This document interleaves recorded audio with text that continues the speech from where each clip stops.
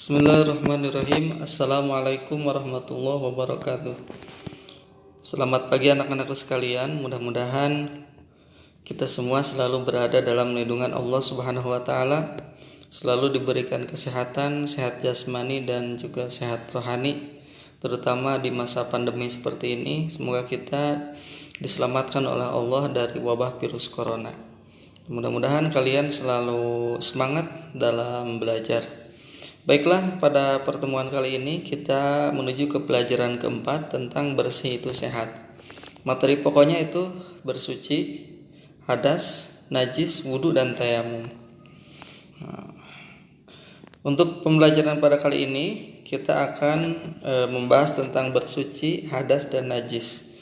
Untuk wudhu dan tayamum insya Allah nanti di pertemuan berikutnya. Baiklah, arti bersih dan sehat. Orang yang selalu menjaga kebersihan insya Allah hidupnya akan sehat dibandingkan dengan orang yang tidak peduli dengan kebersihan.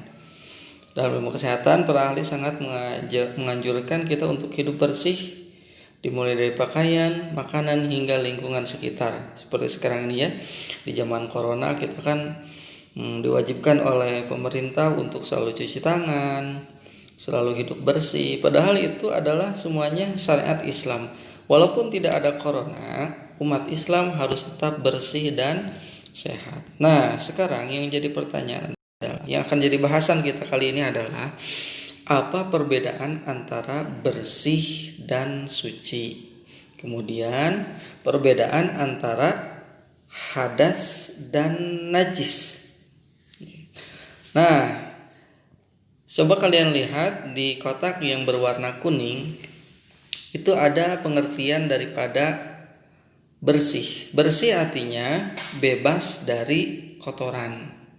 Sedangkan suci yang di pinggirnya artinya bebas dari najis dan hadas. Maka ketika kita bilang bersih artinya bebas dari kotoran, ya sudah.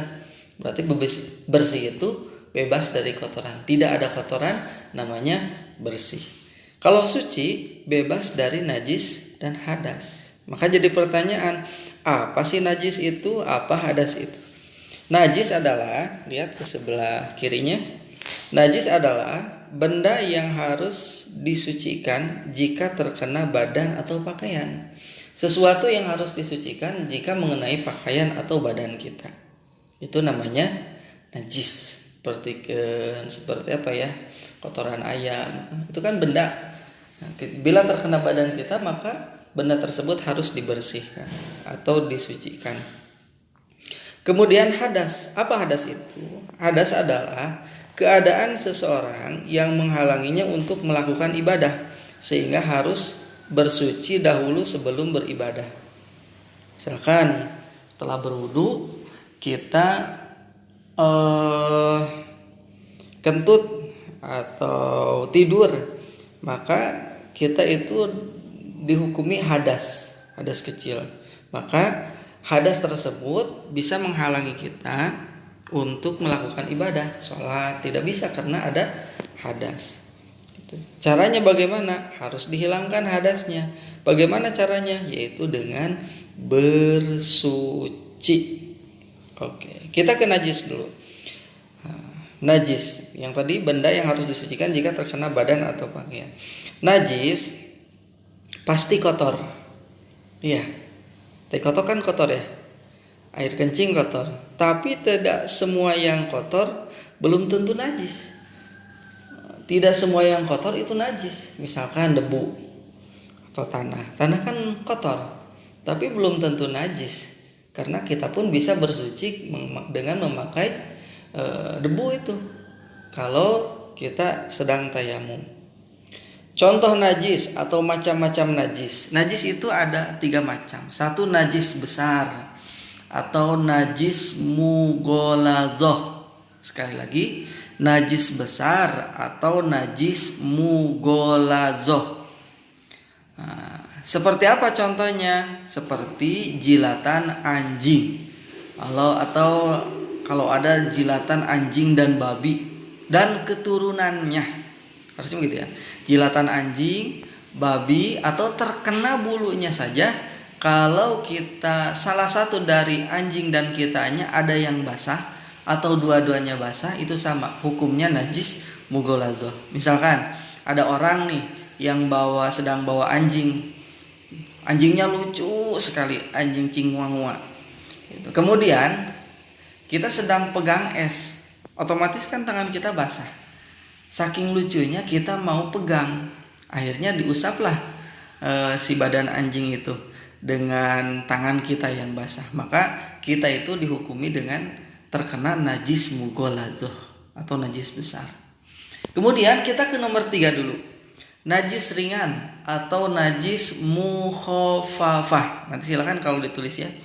Najis mukhafafah. Kalau tadi najis mughaladzah. Kalau yang ketiga najis mukhafafah. Apa contohnya? Yaitu 1. Air kencing bayi laki-laki yang masih menyusui. Nanti kalau mau ditulis tambahin ya.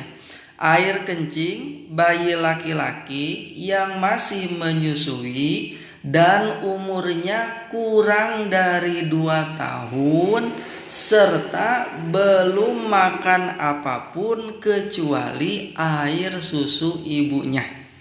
Sekali lagi, najis mukhafafah atau najis ringan itu adalah air kencing bayi laki-laki yang masih menyusui dan belum berumur 2 tahun serta belum makan apapun kecuali air susu ibunya.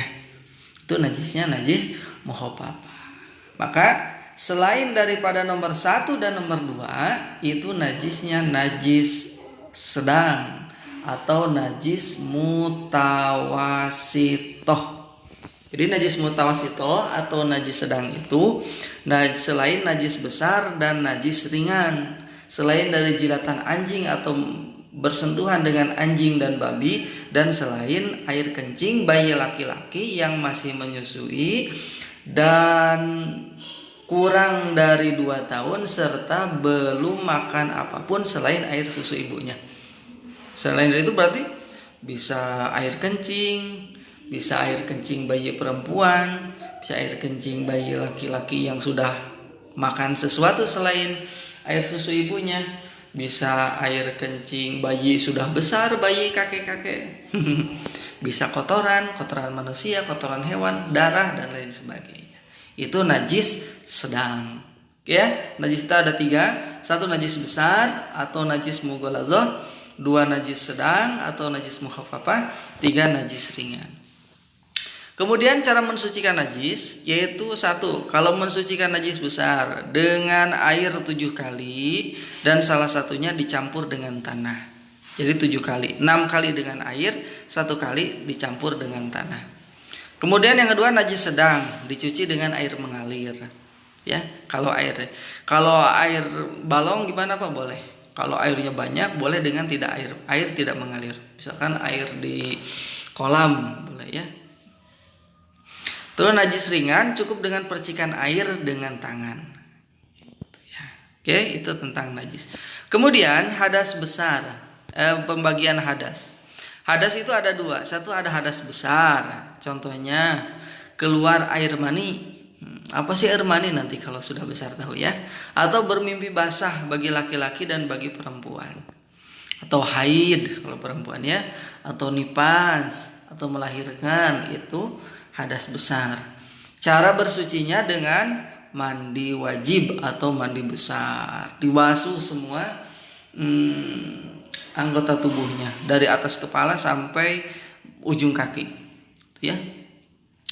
Kemudian hadas kecil. Contoh hadas kecil itu buang air kecil dan buang air besar. Contohnya ya. Atau tidur itu sama. Cara bersucinya itu dengan berwudu. Oke. Selanjutnya, nah ini ya. Cara membersihkan najisnya. Ini nanti ditulis. Najis seperti air kencing, kotoran, darah atau bangkai bisa disucikan dengan menggunakan air bersih sampai hilang beserta baunya. Ya. Nah, kalau membersihkan kotoran sendiri, kotoran yang berasal dari sendiri atau istinja, itu bisa dengan diri sendiri, itu disebut dengan istinja. Membersihkan kotoran habis kita buang air besar atau buang air kecil, bersucinya atau membersihkannya disebut dengan istinja atau cebok. Bisa menggunakan air bersih, atau kalau tidak ada air bisa dengan tisu, bisa dengan batu atau benda yang kesat lainnya. Bisa dengan kain, asal jangan kain yang licin, atau asal jangan dengan sesuatu yang dimuliakan. Dimuliakan itu seperti makanan gitu ya. Jangan sampai mau obeng, mau cebok nggak ada airnya, jadi ceboknya pakai odading mang oleh, itu nggak boleh ya. Karena itu yang dimuliakan itu makanan. Boleh dengan batu, dengan daun, asal jangan dengan daun yang gatal saja ya. Oke, itulah materi kita hari ini. Silahkan ditulis yang ini ya. Ini dulu pelajaran 4, bersih itu sehat. Kemudian A, arti bersih dan sehat. Ininya nggak usah ditulis, yang bawahnya. Kemudian ini yang di kotak-kotak ini semuanya ditulis, tapi nggak usah dibuat bagan juga ya, langsung aja ditulis. Bersih artinya bebas dari kotoran, seperti itu. Kemudian suci artinya bebas dari najis dan hadas. Kemudian ke bawah lagi, najis adalah benda yang harus disucikan jika terkena badan atau pakaian.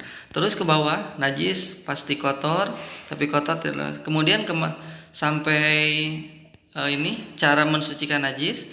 Kemudian kembali lagi ke atas, hadas adalah keadaan seorang, terus ditulis lagi hadas. Terus pembagian hadas, ada hadas besar, ada hadas kecil. Kemudian ini cara mensucikan najis.